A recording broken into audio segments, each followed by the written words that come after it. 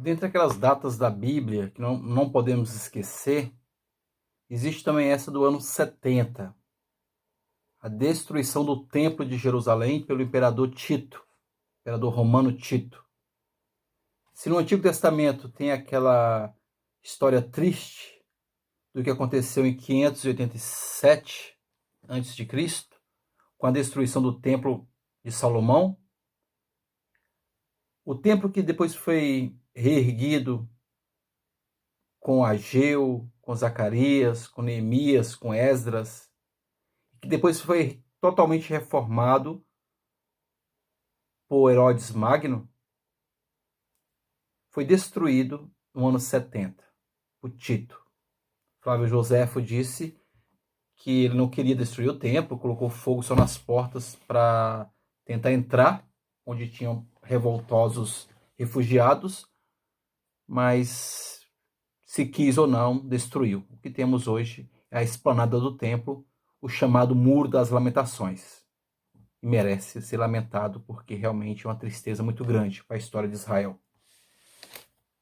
Para contar essa história da destruição do templo e depois da destruição de Jerusalém em 135, nós temos Flávio Joséfo como o maior escritor.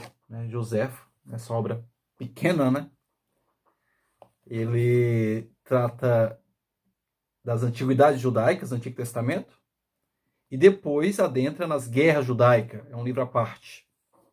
Tem essa obra aqui de luxo que traz todas as histórias de Joséfo. Ele é muito importante, Flávio Joséfo, porque ele foi um dos guerrilheiros da época. Era um líder, o líder da Galileia do Norte. E quando a Galileia caiu, né, cercada por aquele general Vespasiano, ele, um homem muito devoto, muito crente, previu que Vespasiano seria o novo imperador. E depois acabou acertando. Vespasiano se tornou imperador, o levou para o sul, né, e ele pôde escrever as histórias do que estava acontecendo, do que ele mesmo viu, e depois foi morar em Roma. Não é bem visto pelos judeus, era um pouco mal visto pelos romanos, mas escreveu essa obra maravilhosa, né, que temos hoje, quase que um filme assim, Joséfo narrando o que estava acontecendo naquela época. Então, para entender um pouco o que aconteceu, e olha, a gente tem que distinguir bem. Uma coisa é o que aconteceu no ano 70, a destruição do templo. Outra coisa é o que aconteceu em 135, né? Aquela revolta de Bar Kokhba, né? Que ali o que aconteceu foi a destruição de Jerusalém. Os judeus foram expulsos, né? Se criou outra cidade, a Hélio-Capitolina, e os judeus ficaram fora da Terra Santa até após a Segunda Guerra Mundial. Mas isso em 135. No ano 70, o que aconteceu foi a destruição do templo, que já foi muito, né?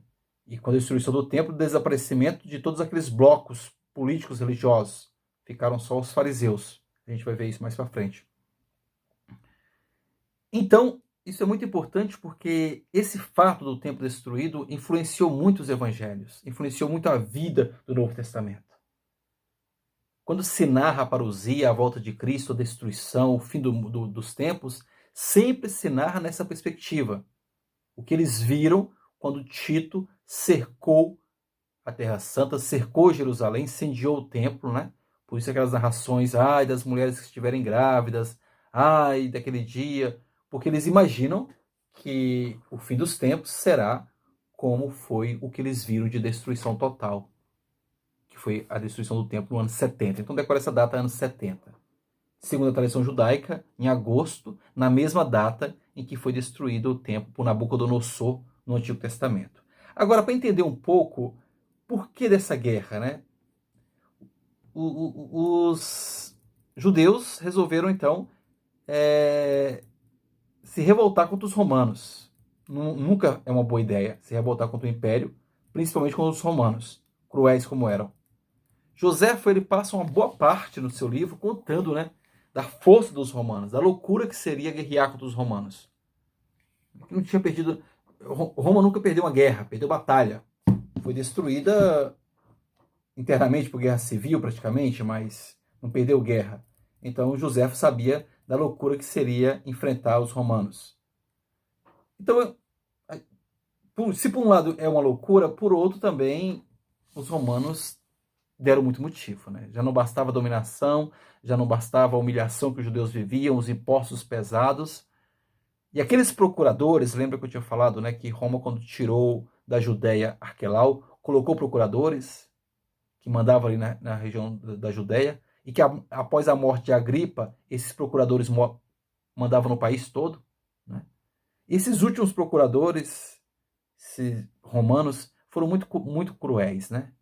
Ali o Albino, de 60 a 64.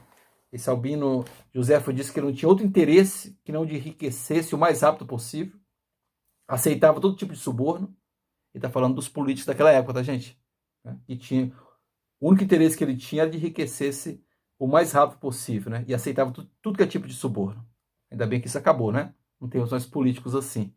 Não no Brasil. As únicas pessoas que permaneciam presas no tempo de Albino eram as que não podiam pagar. Qualquer semelhança com a realidade é mera coincidência ou não. O país ficou cheio de bandido porque deu habeas corpus para todo mundo, liberou todo mundo. Depois desse Albino veio Gésio Floro, 64 a 66. Com ele a situação piorou ainda mais. Ele fez sistemáticos espólios às aldeias.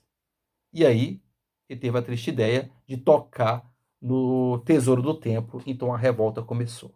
Então, se por um lado foi uma loucura encarar os romanos, por outro também é verdade que os romanos deram muito motivo, né? Foram até o fim, forçaram a resistência judaica. E ali com os zelotas, com o grupo armado, sempre tem isso, né? Um grupo mais afoito, que fala temos que guerrear, foi inevitável essa revolta. Triste, né? Porque Roma logo mandou para...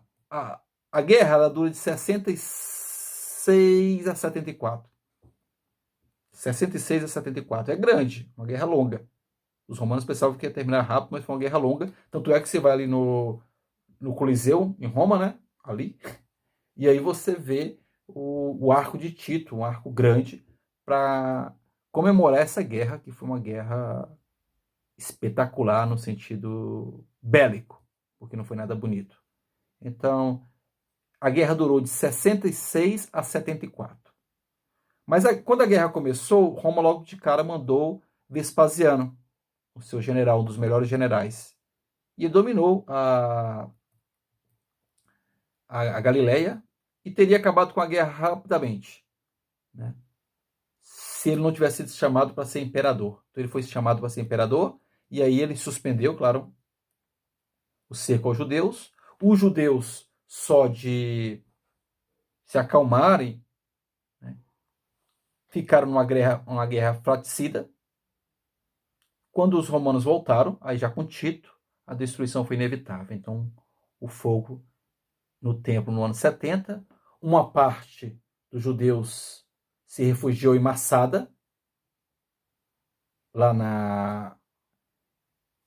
naquela fortaleza de Massada, e quando os romanos conseguiram conquistar Massada, todos os judeus tinham se suicidado.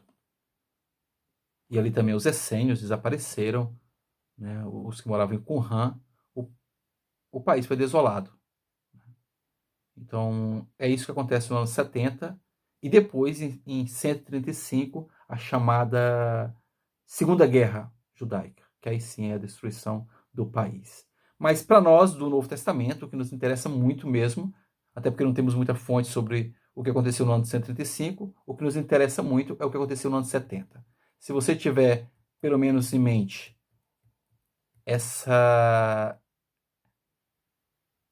o drama, né? Tiver em mente o drama que foi a destruição do templo no ano de 70, muito vai nos ajudar a entender os discursos de Jesus, que não ficará pedra sobre pedra, que destruí esse templo, em 3 dias reconstruirei, tudo escritos pós-destruição do templo.